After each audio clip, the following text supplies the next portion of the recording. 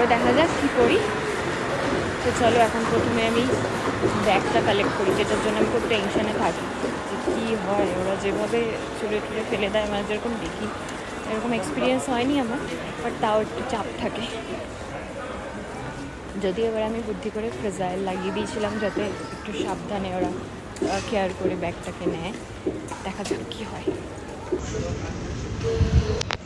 তো এখন চলে এসেছি ব্যাগ কালেক্ট করতে।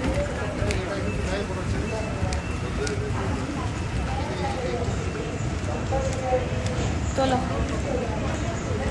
চলে এসছে। রে গোষ্ঠী মোষ্ঠী করছে গো, বেটে চার্জি নাই। একটা ব্যাগ চলে এসছে, আর একটা আছে, সেটা পেয়ে গেলে আমরা পালিয়ে যাবো এখান থেকে।